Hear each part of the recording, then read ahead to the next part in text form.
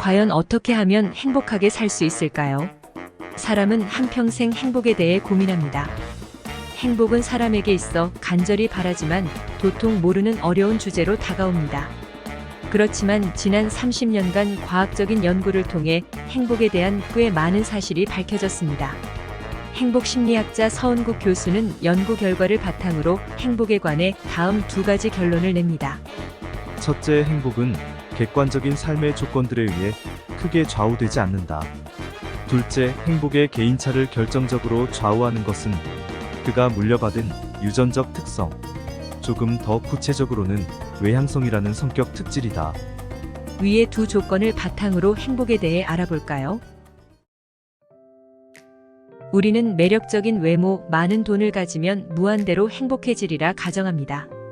미국 심리학회 회장을 지닌 스콧 리언펠드 교수는 본인의 저서에서 사람이 하는 큰 착각 중 하나는 행복이 외적인 조건에 의해 좌우된다는 믿음이라고 말합니다. 학자들은 왜 착각이라고 했을까요?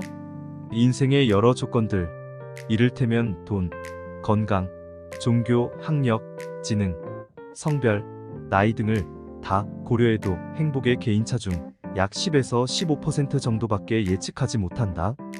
우리 주변에서 행복의 10%와 관련된 이 조건들을 얻기 위해 인생의 90%의 시간과 에너지를 투자하며 사는 사람들을 많이 찾아볼 수 있습니다. 저자는 돈을 비타민에 비유합니다. 비타민 결핍은 몸에 여러 문제를 만들지만 적정량 이상의 섭취는 더 이상의 유익이 없다. 국가 차원에서도 마찬가지입니다. 기본적인 의식주 문제가 해결되면 국가의 행복과 경제 수준은 서로 손을 놓아버린다고 합니다. 선진국의 경우 추가적인 경제 발전이 더 높은 행복으로 이어지지는 않는다. 돈과 행복에 대한 가장 유명한 연구는 미국 일리노이주에서 복권에 당첨된 사람들을 조사한 연구입니다. 복권 당첨 1년 뒤 21명의 당첨자들과 주변 이웃의 행복감을 비교했더니 놀랍게도 별 차이가 없었습니다. 이 결과를 이해하기 위해선 우리는 감정이 어떻게 작동하는지 알아야 합니다. 우선 감정이라는 것은 어떤 자극에도 지속적인 반응을 하지 않기 때문이다. 어쨌든 이 적응이라는 강력한 현상 때문에 아무리 감격스러운 사건도 시간이 지나면 일상의 일부가 되어 희미해진다. 저자는 이를 알아보기 위해 대학생들의 행복감을 2년 동안 추적합니다.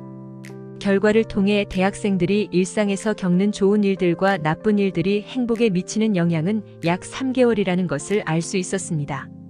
감정의 또 다른 특성은 상대적이라는 점입니다. 이 현상을 설명하기 위해 UCLA의 알렌 파르두치 교수의 범위 빈도 이론을 먼저 알아야 합니다. 극단적인 경험을 한번 겪으면 감정이 반응하는 기준선이 변해 그 후 어지간한 일에는 감흥을 느끼지 못한다는 것이다. 많은 돈이 행복을 결정짓는 것이 아니라면 매력적인 외모는 어떨까요? 외모와 행복의 관계를 객관적으로 확인해 보기 위해 일군의 연구진은 연세대학교 학생들의 얼굴 사진을 찍어 다른 학생들에게 매력도 평가를 받았습니다. 이후에는 매력도에서 상위권을 받은 그룹과 하위권인 사람들의 행복값을 비교해 봤습니다.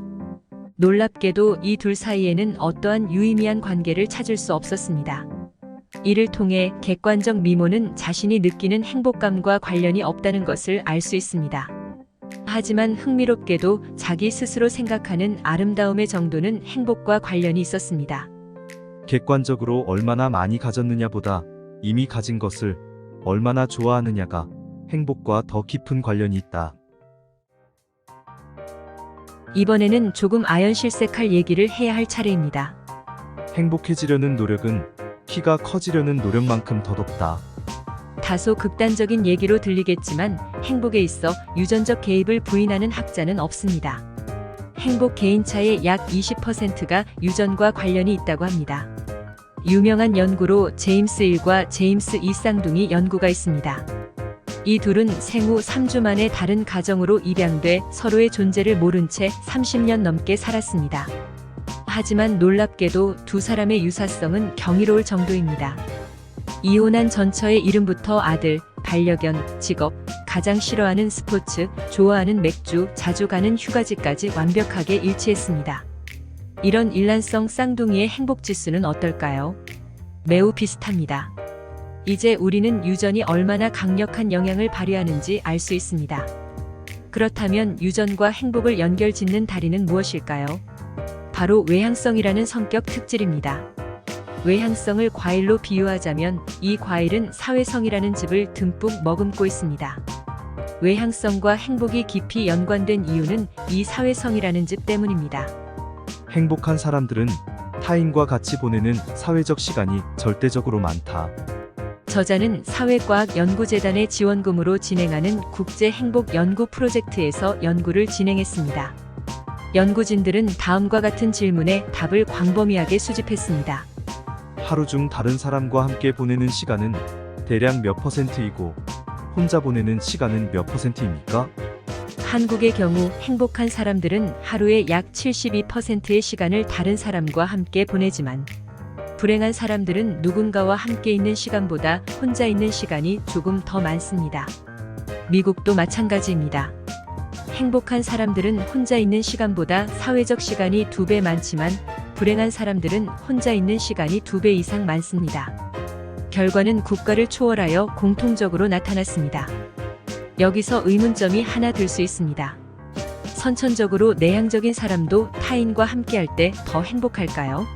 내향적인 사람들도 혼자일 때보다 누군가와 함께 있을 때 더 높은 행복감을 느꼈다. 방대한 연구 결과는 다음과 같이 말합니다. 행복은 타인과 교류할 때 자동적으로 발생하는 일종의 부산물이라고 말입니다. 레바논 속담에는 이런 말이 있습니다. 사람이 없다면 천국조차 갈 곳이 못 된다. 즉, 사람으로 가득한 인생은 이미 반쯤 천국이라는 뜻입니다. 행복의 핵심을 사진 한 장에 담는다면 어떤 모습일까요? 바로 좋아하는 사람과 함께 음식을 먹는 장면입니다. 행복은 거창한 것이 아니다.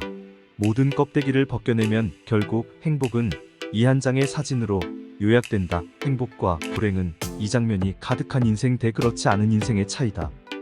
나머지 것들은 주석일 뿐입니다. 평소 행복에 관해 과학이 연구한 바를 알고 싶다면 서은국 교수의 행복의 기원을 일독하길 권합니다. 하루를 하나의 인생으로 여기며 매일매일 행복하시길 바랍니다.